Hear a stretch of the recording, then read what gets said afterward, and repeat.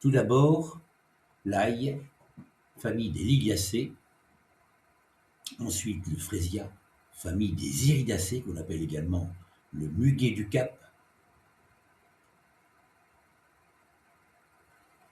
Le Beuplerum, famille des Apiacées, qui ressemble d'ailleurs, qui a la même expression que le gypsophile, extrêmement léger. Le tournesol, appelé Ailanthus en latin, famille des Astéracées.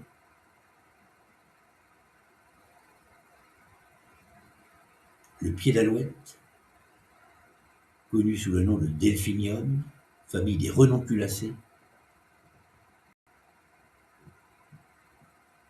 La Véronique, Veronica, nom latin, famille des Scrofulariacées. Le frésia est de la famille des Iridacées.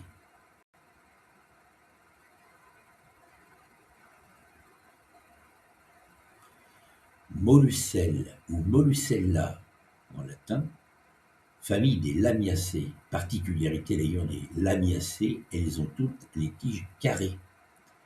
Le philodendron, appelé la Xanadu, parce qu'il est vendu uniquement en feuillage, celui-ci, famille des Aracées. L'Asclépia, famille des Asclépiadacées.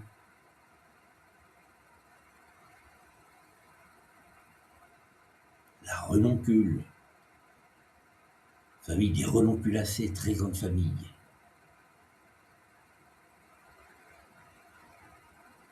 Le Gerbera, famille des Astéracées, qui est aussi une des plus grandes familles. On reconnaît souvent par la quantité des pétales, où chaque fleur est justement représentée par un pétale. La Tubéreuse, famille des Agavacées. On la reconnaît facilement à son odeur, un parfum extraordinaire. Le Forsythia, famille des Oléacées, la première fleur jaune qui fleurit au printemps dans le jardin. L'Ornithogalum Chirsoides, famille des Liliacées, une fleur qui se conserve très très bien. Le Craspédia, famille des Astéracées. On le trouve chez les fleuristes très souvent vendu en fleurs séchées. L'Ornithogalum Sandersiae, qui lui se conserve très très longtemps, très élégant. N'oubliez pas de vous abonner, c'est très important pour être informé sur la suite. Le cœur de Rudbeckia, famille des Astéracées. La fleur était séparée de ses pétales. La feuille de Bergenia, Saxifragacée, la même famille que l'hortensia. Le Solidago, appelé aussi gerbe d'or ou verge d'or, famille des Astéracées. L'Hypericum, que l'on connaît beaucoup sous le nom de millepertuis, souvent dans les massifs. Là, il est souvent vendu chez le fleuriste en graines. Le Chrysanthemum, ou chrysanthème en français, en nom vulgaire, famille des Astéracées.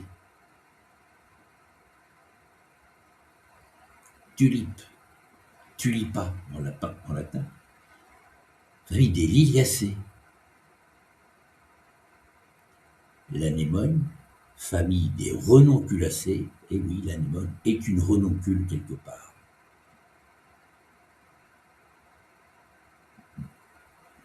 L'Agératum, encore une Astéracée.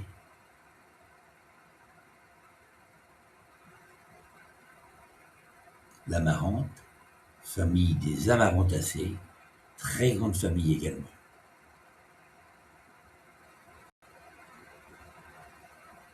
L'astère, famille des Astéracées, s'appelle aussi la septembrine, due à la période de sa floraison. L'Aralia, famille des Araliacées, utilisée pour son feuillage qui a une très bonne tenue.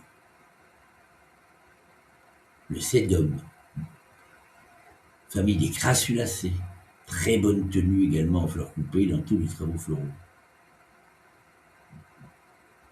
La Lygosanthos se reconnaît d'ailleurs facilement parce qu'il a un duvet tout le long de sa tige, une fleur très originale.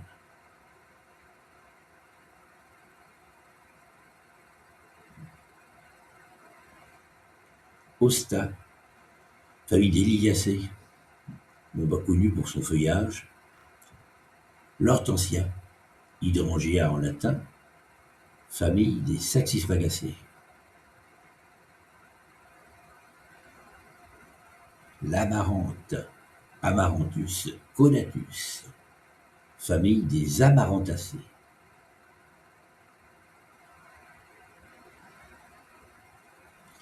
Aneth, Anetum, l'anis que l'on connaît bien, famille des Apiacées.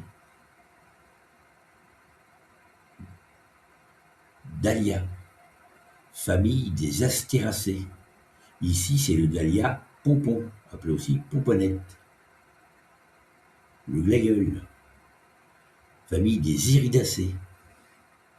Le bambou, Liliacée de sa famille, c'est une tige de dracéna qui a été séparée de ses feuilles, tout simplement. Bambou est le nom commercial.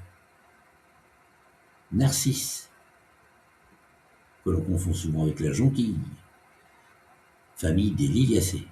Abies nobilis, le sapin, qu'on utilise bien sûr beaucoup à Noël, en petites branches, et également entier pour faire un sapin de Noël. L'acanthe, famille des acanthacées, que l'on trouve souvent utilisée dans les sculptures, notamment dans les églises. L'anthurium, famille des aracées. L'aconite, Aconitum en latin, famille des renonculacées.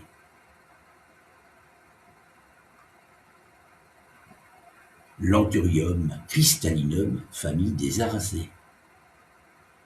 L'Anthurium scherzerianum, famille des aracées. Le bergrasse, famille des liliacées, son vrai nom, Xerophyllum tenax. Le Cartamus, famille des astéracées. Les fleurs de Bromeliaceae, qui ont une excellente tenue. Et le Kochia, famille des Amarantacées.